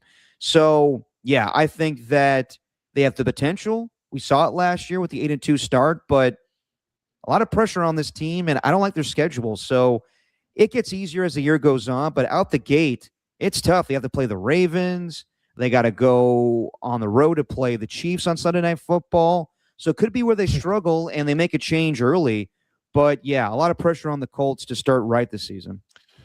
Yeah, and we're going to know how well Daniel Jones recovered. I mean, he is a guy that does rely on his legs. Not saying that his whole game is based off him scrambling and things like that, but he's a guy who needs his mobility to be effective. He's able to prolong plays and make things out of nothing when he's at his best. And that's when the Colts looked really good. I know Mo Alley Cox, a tight end for Indianapolis, he said, he looks good. He looks like he wasn't even hurt. And yeah, so take that with a grain of salt. But I mean, the reports have been that he's taken every first team rep and he looks good so far. But injury, yeah. Is he going to be able to sustain his level of play after an injury like that? What's his mobility going to be like with an Achilles, injury recovery? The other thing is, you mentioned Sauce Gardner. That was a player that got injured for them last year. Charvarius Ward injured. DeForest Buckner injured. So, that team got hit with the injury bug in a similar way that the Niners have in the past, too. So that definitely didn't help because their defense got worse as 3 of their best defensive players got hurt. They're filling a hole at linebacker, too. Zaire Franklin got traded to Green Bay. So that's not fun. So maybe the linebackers are their biggest weakness, but I'm actually bullish on the Colts. I think they're going to be better than the 8-9. So I think they will have a winning record, but I don't know if it's good enough. I don't know if 9-8 is good enough to win this division. And I don't think it is. And it's not that I don't have confidence in them as a roster on paper. It's just, I think that there's still a few more pieces away, and the health of Daniel Jones, I think his mobility is going to be a little bit hampered. I know that guys are able to recover successfully, Derek, and they check all the boxes medically, but guys just don't move the same way after an Achilles injury. They just don't, especially ones who have to rely on mobility. So I think, they're 9-8. At least they know, they know AR-15 is not going to have to be their quarterback. That's a good thing, because that didn't work out well. But I think Daniel Jones he'll be good, and they'll be a good team, I think, but not good enough to win the division. Yeah, and just a lot of things that could go against them. You got a quarterback coming back from injury. You got the head coach and the GM on the hot seat. So a lot of pressure as a Rocket New Era. A lot of pressure, like young Tony in the old commercial or the YouTube video to promote me going to KMBR. I like that you remember that. Moving on here, let's go to the Jacksonville Jaguars, as they won the division a year ago. I have the notes on them. Yes, right here. Okay, here we go. They lost Travis Etienne, their main running back, and now who's their guy? I'm blanking on the running back the main guy going forward. Tuden, I believe, is their. I'll get you who it is. Yeah. Tuden is their main guy going forward, but really, it's the losses to Travis Etienne, or HN, whatever you want to call him, Devin Lloyd, their middle linebacker. They have receivers. They got Jacoby Myers. They got Parker Washington, their slot guy. Brian Thomas Jr., we thought that maybe he would be traded away this offseason, but he's going to stay there, and I think that you can't pull the plug on him just yet. He's got a lot of promise as a young receiver in this league, and he showed it at times. But also, the guy that they traded away the farm for, Travis Hunter, is he going to be a Swiss Army knife for them? Is he going to be equal parts a defensive back and a wide receiver? And it sounds like he's going to really focus more on being their nickel, and then certain packages he'll play wide receiver. But and he also looks huge. Like, he bulked up this offseason. But I mean, just to give people an idea of what he looks like, I mean, there you go. That was him last year, and look, he's been eating the NFL diet, it looks like. Yeah, exactly. And sorry, I should have this pulled up as far as depth charts, but I don't want to fuck around with my internet right now because it may screw me up even more. Bashal Tuden is their main running back. They also picked up Chris Rodriguez, and that's their main running backs going forward. So the main thing is Trevor Lawrence. Like, he's got a good play caller in Liam Cohen. I think people were surprised with how well the Jaguars did their first year. They got good coordinators. I'm blanking on my guy from the Jaguars, their OC. I'll pull up the name in a minute here. Also, Anthony Campanelli, their defensive coordinator. Like, both guys were up for interviews this offseason. But, I mean, Liam Cohen was talking with the local Jags radio a couple weeks ago saying that we're disrespected. No one thinks that we can, be in the playoffs again. And I get it. Like, they didn't have a big flashy offseason. They're the Jaguars. They're never going to have a big flashy offseason. I mean, they go out and spend, but like, there's not a team that gets a ton of attention. So could they be like, Ben Johnson in relation, or Ben Johnson? Sorry, is my internet screwing up right now, Alon? No, I was just telling you, Odinsky is your guy, is the OC. Yes, Grant Udinsky. Sorry, it feels like I have to talk so fast right now because I don't know when my internet's going to crap out on me, so I apologize. It's been solid. Okay, it's been solid lately? Okay, that's good to know. It's with the Jaguars, do we really believe in them? There really isn't a reason not to. I think that with the Jags, did they do enough this offseason? And really, no. They didn't have a first-round draft pick. They didn't go out and spend a ton. It's, do you believe in Trevor Lawrence taking that next step where at times last year he looked really rusty? He threw a lot of interceptions, but yet the team would find a way to get turnovers on the defensive side and win games. And then there was a stretch there where he played out of his mind. He looked unbelievable. And he went toe for toe with Josh Allen in that playoff game. But in the end, Josh Allen got the last laugh. Trevor Lawrence throws that deflected ball that gets picked off. So can he just play up to the same level that we saw down the stretch. And I wonder about that. I think Trevor Lawrence is a pretty good quarterback, but is it where this team can compete with all the other AFC teams right now? Like last year was a down year in the AFC where, the Patriots and I think Broncos, they were talented, but they benefited from the Chiefs, on the downslide, and the Baltimore Ravens missing the postseason. And inexplicably, the Bills, having 5 turnovers in a playoff game and losing to the Denver Broncos. Can the Jaguars be that team that we saw a year ago? I'm not sure, but Ben Johnson, in response to Liam Cohen saying we don't listen to the bulletin board, we don't listen to the bulletin board material. We could be the number 1 regression team out there. Could be the same thing for the Jaguars where they regress with their schedule finishing first place. So I guess my biggest question is, will they regress or can they build upon from the season they had a year ago? I think they build upon because I think they become more consistent. What they did last year, they started 4-3 and then finished 9-1, right? And if you look at their schedule, there's some pockets there, especially even if you just want to carbon copy what they did last year, right? And you look at the last 10 games of this year's schedule for the Jags. They could do it. I mean, it's not that bad. 2, 4, 6, 8, 10. I mean, here's their last 10 games, Derek. Ravens, Titans, Giants, Titans, Bears, Steelers, Texans, Cowboys, Commies, Colts. It's tougher. It's tough. It's not easy. It's not a cakewalk, but they could go on some runs in this schedule. Their schedule is not horrendous. It is kind of rough at the start with the Broncos, Patriots, Bengals, and then Eagles all back to back. So they could definitely find themselves in a hole there. Mm-hmm. But I don't think they're going to have that kind of 9-1 run that they did last year, but I think they will be a better team this year. Second year OC, Liam Cohen has proven he's a damn good play caller. Trevor Lawrence finally seems like he's shown why he was considered a generational kind of draft pick at the quarterback position. So I think they build upon it. My big question with them is this. They traded the farm, like you said, for Travis Hunter. And now it seems like he's going to play full-time or close to full-time as a cornerback, either a nickel and then maybe shadow outside sometimes as well. They need to get value out of him. And he had a decent rookie season, decent pass coverage grade overall. He flashed. He had a good game, I think, against the Rams.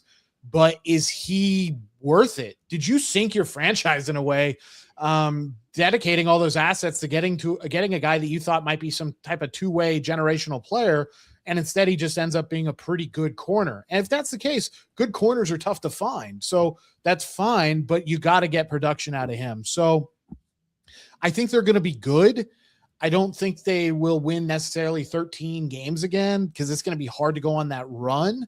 But I think they're going to be a more consistent team. The wins might not be there, but I think the play is going to be more consistent out of I almost said Dexter Lawrence, out of Trevor Lawrence. So I think that's going to help them. I'm a little concerned about the loss of Etienne. That's going to be kind of tough to deal with, but I'm sure Liam Cohen can make it work. But I don't think they're going to have the season that they did last year. I don't think they're going to be 13-4. But I do think they're going to get about 11 wins. But the real question is, how consistent are they going to be? Are they going to be able to make it out of that first 4 to 5 weeks of the schedule when they have to play all those playoff teams that I mentioned, right? Back to back to back. Mm-hmm. Are they going to be able to come out of that treading water, or are they going to be sitting at like 1-3, 1-4? Because if they're sitting at 1-3, 1-4, then it's going to be very difficult. No, absolutely. And, I think that when it comes to this division, it's so competitive. Like in relation to the NFC South, it could be where 9-8 wins the division with the likes of the Texans and the Colts and the Jags.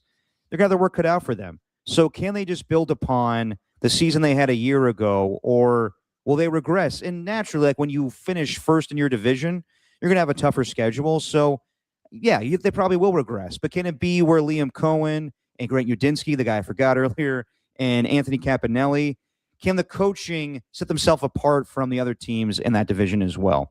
And then lastly here, the Houston Texans. I mean, everyone talks about their defensive line. It's unbelievable. Obviously, the best pass rush tandem in Will Anderson Jr. and Danielle Hunter And Will Anderson Jr. got paid this offseason, making quarterback money, the most money for a non-QB, $50 million a year. Danielle Hunter got paid as well, making $40 million a year. They needed to improve their offensive line. They went out and got Braden Smith and right tackle from the Colts. They also addressed the offensive line in the draft with Keelan Rutledge, who's going to be their starting center going forward. And then also an early second-round draft pick, Caden McDonald. We haven't even talked about this, Alon. Jadeveon Clowney comes over to add to that defensive line, goes back home where, things started for his career in 2014, being the first overall draft pick. Tank Dell, their slot wide receiver, we haven't seen in 2 years, comes back. Hopefully he stays healthy this year. I guess just the biggest question I have for them is CJ Stroud, their quarterback, a guy that could get paid this offseason. We'll see. Does he deserve a contract that makes him the highest paid quarterback annually? Probably not. We saw him in that playoff game throw 4 interceptions, and really he hasn't been the same quarterback since his rookie year. Really hasn't been the same quarterback since he told Caleb Williams his rookie year, like, keep your head up, man. You're going to play a lot of good football, and he's regressed. Since that season where he was Offensive Rookie of the Year, he's taken the Texans to the playoffs 3 straight years and has won playoff games each of those seasons. But if he plays well, can they be the best team in the AFC? Do you have the capability on defense in that pass rush and that secondary? I mean, their linebacking core is unbelievable. Henry To'oTo'o just got paid. Derek Stingley Jr., I think, is the best cornerback in all of football. But if he plays well, if he plays the way he played his rookie season, even with the likes of the Buffalo Bills and Josh Allen and Patrick Mahomes with the Chiefs and their comeback this season, and the Baltimore Ravens, with what they have defensively and a few pieces on defense, getting David Montgomery, forgot about that. They made that trade early this offseason. Can they be the best team in the AFC with their defensive line? That'll be the question. I think they're my pick. If I was picking right now, they are my pick. I'm high on CJ Stroud. I think he's going to bounce back. I think he has enough tools and enough talent to be that good quarterback that we knew that he was, not just in college, but of course in his rookie year.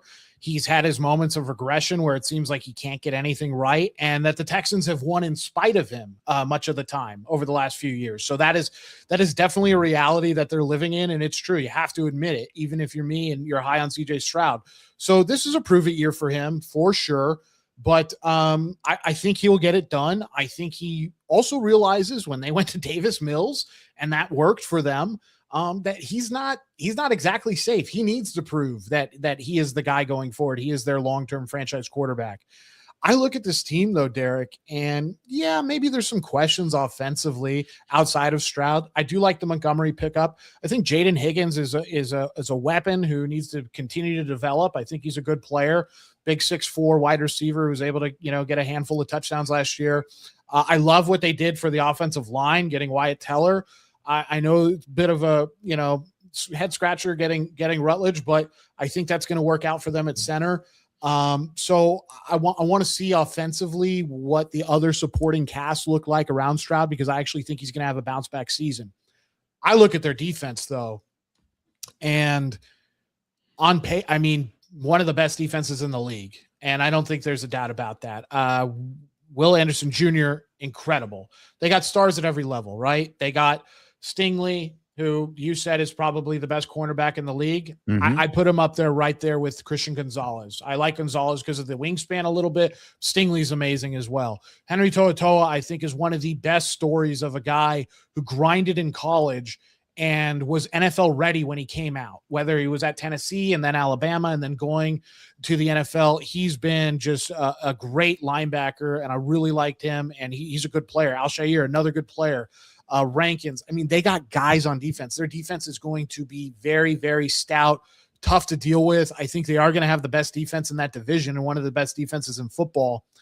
Here's a little fun fact, though. They were, and I researched this, the league's second worst rushing team on first downs by both yards per carry and expected points added. That could hold them back. And if they are not able to improve on that rushing game, then there's more pressure on Stroud. And I think what we've seen when there's a lot of pressure on Stroud in terms of what he feels like he has to do, he makes mistakes. He turns the ball over. So if they're able to have some semblance of an average running game this year, I have high confidence in the Texans. I think they have a great coach, and I think their defense is just nasty. And I think they have a quarterback who is very, very talented, who just needs to put it together. And I think he will prove it this year. Yeah, they got to run the football better. Like last year, what happened with Nick Chubb? We still don't have answers with that. Okay. Woody Marks had to step in. Not Nick Chubb, Joe Mixon. Nick Chubb, Nick Chubb had to fill in. Joe Mixon, weird offseason injury, probably not going to play football again. They made the upgrade this offseason with the David Montgomery trade, but they got to run the football better. So there you go. Those are just your division, man. Just your divisions, man. Our previews for the AFC South and NFC South. Real quick, didn't mention this. We were talking about the Carolina Panthers. Darren Waller signed with the Carolina Panthers a couple of hours ago. Still playing football, Alon. You're surprised by that one. Rack Wall. No, I thought he was done with football. I really did. Maybe that was just being in New York. But he's with the Miami Dolphins a year ago. That's true. He was with the Miami Dolphins. I forgot about that. He's had a tumultuous, tough time since leaving the Raiders. Married and then divorced, and all these. So good for him. I wonder if he'll make the roster. I mean, if he can still run, he might. I think so. I think that they're pretty thin at tight end. So yeah, I think Darren Waller, while he won't be the same guy that we saw with the Raiders or even the Giants, I think that's not a bad addition for the Carolina Panthers there. All right, moving on real quick. I wanted to bring this up with what Mike Dunleavy Jr. and Joe Lacob has said the last few days. Go ahead. I was going to say, before we cap this, Derek, because I don't know if we got it exactly, but who are your picks? Who are your favorites in both divisions? You know what? We're going to wait until. Oh, you want to wait? Okay. Yeah. Like we do just like a preview thing for the divisions, and then before the season starts, probably that Tuesday before the Patriots and Seahawks kick things off, we'll do a whole breakdown of not a breakdown, I guess, but our predictions. Completely my mistake. I'm sorry about that, brother. You're fine, dude. You're fine. Sorry, the whole thing's been screwed tonight with my connection. I may sound ridiculous tonight because when I'm talking to Alon sometimes, my internet connection is so weird where I'll just see a spinning thing and I lose Alon. I'm like, I don't even know who the fuck I'm talking to right now. So apologies if I sound insane tonight. I need to do a better job with my internet going forward, whether it's the hard wiring or updating my computer, because I see now I'm noticing a gigantic red sensor in the corner saying like you need to update your computer. So that's probably what the issue has been for quite some time that I've neglected for a long time now. But yeah, Alon, the Tuesday before the season starts, you and I will do our predictions, who will win the division, who will win MVP, Super Bowl, all that shit. So we'll do that then. Okay, I wanted to get to Mike Dunleavy Jr. real quick and Joe Lacob. So we talked about the Warriors offseason. It's easier said than done to get, superstars to play with Steph Curry in his remaining years. We talked about the Jaylen Brown trade rumors and them losing out on LeBron James. And how you view this Warriors offseason, it could be where, okay, I give them credit for trying at least, making some phone calls and being aggressive. But to me, that's just not good enough. Like, it is... In these last few remaining years with Steph Curry, are you trying to win a championship? And I've said this numerous times. I don't think they're going to. So I think they're kind of just letting it play out a little bit. Like, well, they'll try to make another move at the trade deadline. But who's there to be had at this point? Like, all the pipe dreams are dead. LeBron James signed with the 76ers. Giannis got traded to the Miami Heat. Kawhi Leonard, we don't know about if he's actually going to play with the Toronto Raptors at this point. But who else is out there? Trey Murphy, I've heard that rumor for a long time. I guess it's not worth it to them. Even Jaylen Brown wasn't worth it to them. So how do you view this Warriors offseason where they just run it back with the same guys? Well, if you're the Warriors, you see it as a success, and you see it as them hoping that they could turn things around. It's so many injuries. It's Jimmy Butler being out with a torn ACL or Moses Moody. And once they get those guys back, then they'll turn things around. Then they'll be the team that we saw 2 years ago. But I'm not banking off of that. I don't think that Jimmy Butler coming back from a torn ACL is going to change things. Or I don't think Moses Moody's coming back at all next season. And Steph Curry's kind of told Marcus Thompson that it is what it is. You know, we kind of expected where it's just kind of a gap year. I've heard that term in the last few days with the Warriors, and Steph Curry can't afford a gap year. But if it's where they're comfortable, where things are at, then it is what it is. So let's just play this audio of Mike Dunleavy Jr. He was at 49ers practice yesterday talking to John Lynch, and I guess after the practice, he addressed the media. This is Danny Emmerman with the SF Standard asking Mike Dunleavy Jr. where things stand with Steph Curry at the moment. Hey, Mike. Steph has been consistent about, his desire to stay with one franchise his entire career, to retire as a Warrior. Has he given you any indication that has at all changed this summer? Not me. No, he hasn't. That's always been the message. That's always been sort of what we discussed. And I think that's, tracking quite well. Obviously, he's eligible for an extension coming up at the end of this month. And, we'll talk through all that stuff and can't speak on it much right now. But, I'm pretty confident Steph will finish his career here. But, ultimately it's his call, his decision. Whether that's allowing his contract to run out and move on, or, look, if he comes to me and wants to be moved, Joe and I will talk it through it. We wouldn't love it, but he's earned the right to do where he wants to do those things. So, but as far as the messaging or any idea that he would be anywhere else, that's not a thing we're looking at or he's looking at. Okay, so I've always kind of give the benefit of the doubt to Mike Dunleavy Jr., where it's really hard to fill the shoes of Bob Myers and be that guy that lands a Kevin Durant or DeMarcus Cousins or Andre Iguodala. It's tough. He's put in a hard situation where go out and try to give Steph Curry a 5th championship. And so far, he's done all right. He landed Jimmy Butler. He's missed out on a lot of big-time free agents, too, and trade opportunities. I still don't understand why he just cut Chris Paul right off the roster and didn't try to get something in return in a trade. But, yeah, it's a lot of pressure from the organization and mainly Joe Lacob. But I don't understand this quote. And I know yesterday, like, a lot of people were coming down his road. I think some people were treating Mike Dunleavy Jr. like he was Farhan Zaidi, where he's an idiot. He doesn't know what he's doing. He can't land these names. It's difficult. I get it. Like the Boston Celtics don't want to trade Jaylen Brown away for Jimmy Butler off a torn ACL. Totally get that. But I don't understand this. This is probably the biggest misstep so far in Mike Dunleavy Jr.'s tenure as GM. Like it was bad when he kind of clapped at Danny Emmerman when he asked him about Draymond Green and saying, like, you're putting words in my mouth. We're not shopping Draymond Green. They were. That was ridiculous, his reaction to that. But sometimes GMs react that way. This was ridiculous. Like, I'm in agreement with everything he said. But when he got to the point where, unprompted by Danny Emmerman, to say, if Steph came to us and said he wanted to move on from the organization, we kind of have to grant that. Why even bring that up? Why do that? This is just media fodder. Like, no one is actually saying they're going to trade Steph Curry. Steph Curry doesn't want to leave. He wants to retire as a Golden State Warrior. I don't understand why Mike Dunleavy Jr. brought that up. And in the end, I don't think it's going to amount to anything. I think that Steph Curry will retire as a Golden State Warrior. But I just thought it was puzzling he would bring that up in the first place.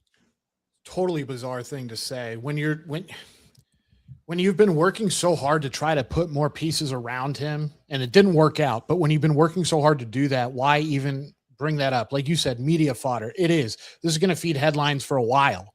And if the Warriors get off to a really slow start, we're going to start hearing about it even more. I'm firmly in the camp that Steph Curry will finish his career as a Warrior. And I believe that he doesn't want to be traded. He wants to stay here, not just with Steve Kerr, but he wants to stay here. I don't know why Mike said that. I do have a feeling, though, that this job, I do give Mike Dunleavy Jr. the benefit of the doubt. I think he does know what he's doing. I think he's working for someone who is very hands-on as well and makes it difficult and has unreal expectations, is used to being light years ahead of everybody else. And we're just not at that point anymore. And so I think it's difficult. I don't know why Mike brought that up unprompted, as you say. It's bizarre, but people are going to talk about it. And I'm sure immediately there was probably a phone call between Mike and Joe Lacob or someone else at the organization and said, whoa, whoa, whoa, whoa, whoa, what the hell was that? And Mike probably had to say, I screwed up. I messed up. I don't know why I said that. I just did. I'm just having a casual conversation, even though it's with the media. So you should never expect for it to be casual. And that's what happened. So look, I don't get it. I don't like it. I don't like that we're even talking about it. Back to the first thing that we started out with before we even played the clip. The Warriors are expecting a lot of good things to happen for them this season. They're expecting, like you said, Derek, 2 years ago when they first got Jimmy Butler and that little mini run they went on and a glimpse of, wow, this team can actually score in multiple different ways now and they're playing better. And they're expecting so much. They're expecting so much from two guys, one who might not play in Moses Moody, and then the other who's coming back from an injury as well, who might not be the same level that he was because he's already an aging player. So it's a lot of wishful thinking. And then in the back of my mind, I always think, are we just being kind of milked here for our fandom and our loyalty to Steph and to Draymond and to Steve? And is that kind of the organization just kind of selling this to us? But we know it's really kind of fool's gold. And we've brought it up so many times. Like, what, even if everything does go right for this team, what's the cap? If the cap's not very high. So I don't like that Mike said that. It's going to fuel rumors for a while. And the other thing I don't like about it is this, and I know Steph is Golden State guy through and through, but that has to bug him at least a little bit that the GM even said that when there's probably been no conversations about it whatsoever. I'm not saying he's pissed off all of a sudden he's going to storm into his office, this, that, and the other thing, Derek. But what I am saying is that's got to be at least like, why is that in his brain? Like, why is that there? I'm here. Yeah, I think he brought it up because that's been a topic of conversation amongst media outlets, like national media, not here locally. Like, we all think that Steph Curry is going to retire as a Warrior. But I don't know. I thought it was odd. And believe me, I'm guilty of this. Like, if I talk and talk and talk long enough, I'll say something stupid. But I just don't understand why Mike Dunleavy Jr. went there. Like, he could have ended that quote sooner than going on and on and on and then saying, if Steph has that conversation with us where he wants to go, we'll grant that. No, and that's why Joe Lacob brought that up today when he joined Tim Kawakami. So I think it's not a coincidence that TK had a podcast with Joe Lacob. I think that he wanted to address this.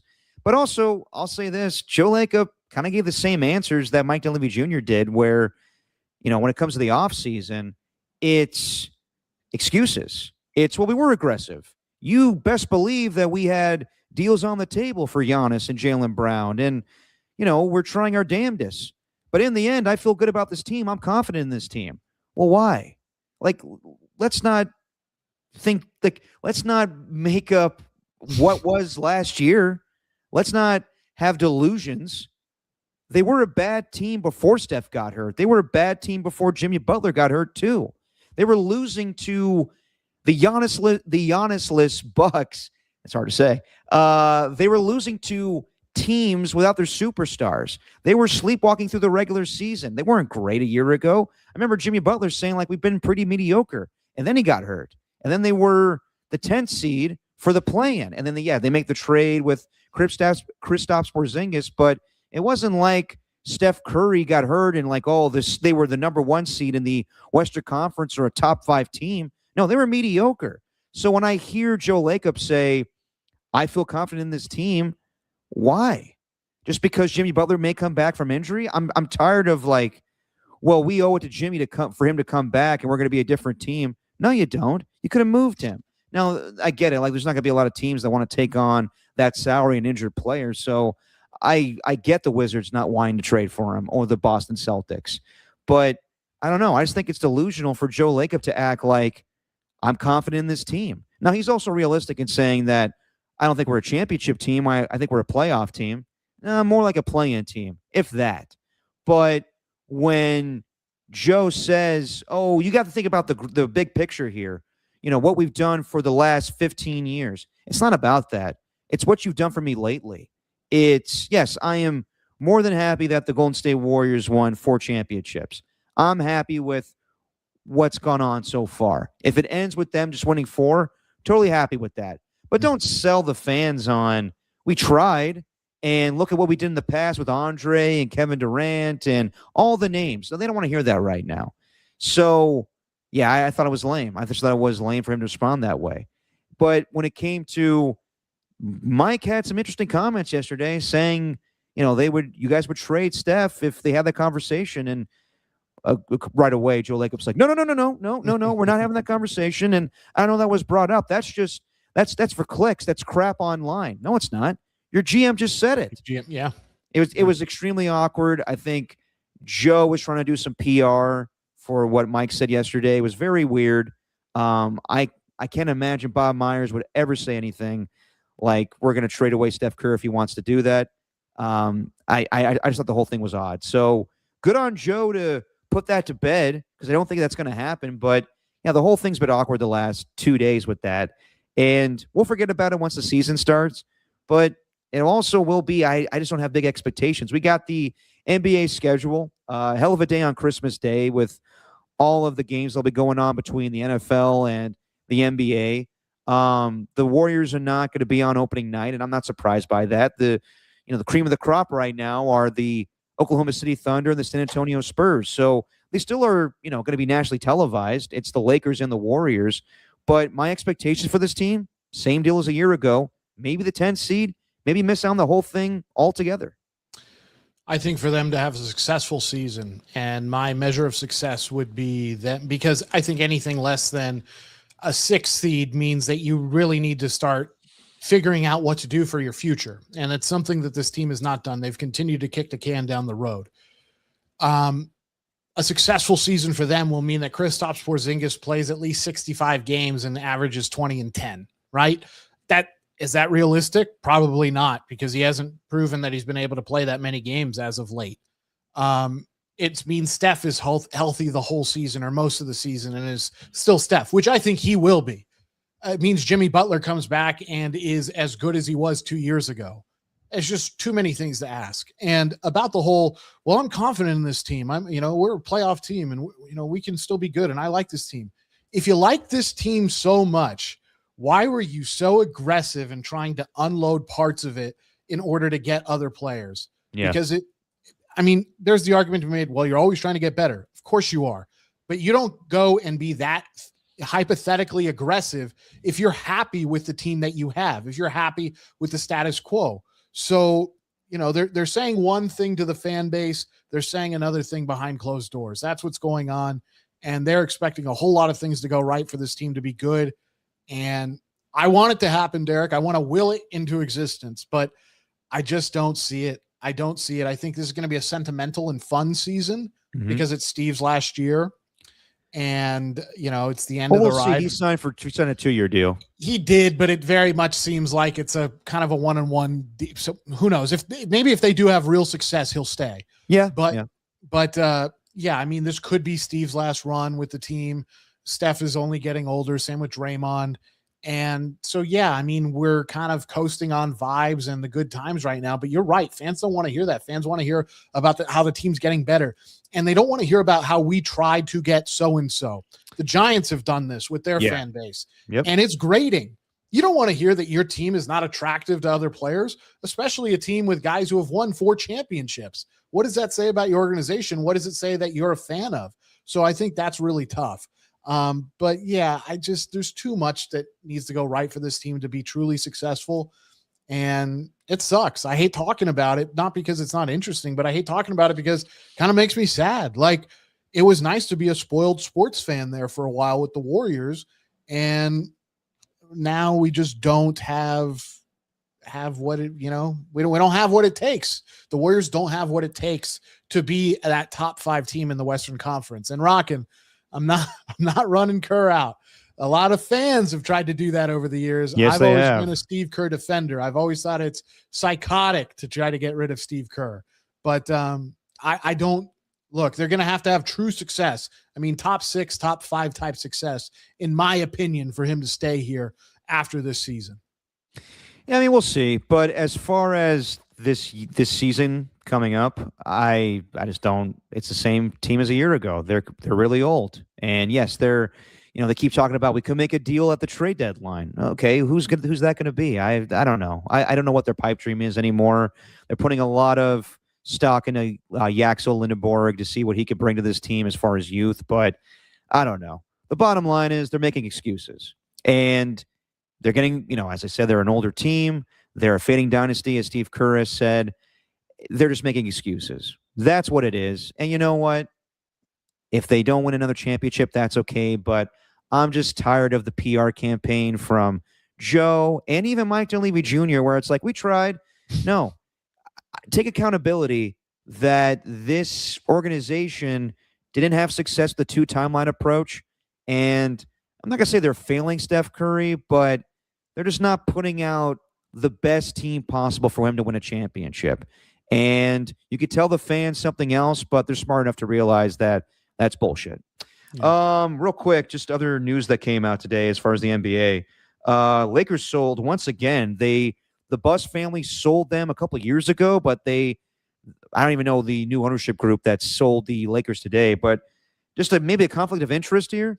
The Lakers sold to Josh Kushner and Bob Iger, who runs Disney and ESPN. So if you thought that the Lakers were on ESPN way too much, you bet your ass they're going to be on a hell of a lot more now that the owner has his fingers both in the pies of ESPN and the Lakers. So that's a little interesting. Wouldn't you say, Alon? I love it. I think it's great. It's really? great LA branding. Yeah. I mean, what's more Southern California than Disney? And Disney, I know it's not Disney that's buying them, but I mean, I think it's a good thing. And Bob Iger is going to be a consistent owner for them, I think. And so that'll be fun. At the very least, we're going to know what that team's trying to accomplish, because he is not shy about telling people what he's trying to do, either when it's been with ABC or with Disney. Yeah. And I think that'll be fun. It'll be like when Steve Ballmer used to talk a lot about the Clippers. So I think that'll different, not as sweaty, but still fun. I think, though, it's just interesting that a guy that owns a media company and, the biggest sports entertainment company in, honestly, maybe the world, he's going to own the Lakers now. So that's just interesting to me, but it is what it is. No one cares about conflict of interest in sports anymore. And then lastly, Russell Westbrook called it a career after 18 seasons. Obviously a Hall of Famer and a really good player. And that season where he averaged a triple-double all time. Was it manufactured at times? Yes. And honestly, like even the next year, I think I want to say he averaged a triple-double again. But no one cared as much because they gave him the MVP the year before.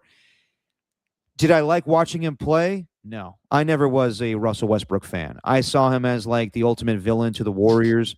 I was pro KD when he left the Thunder and they were beefing.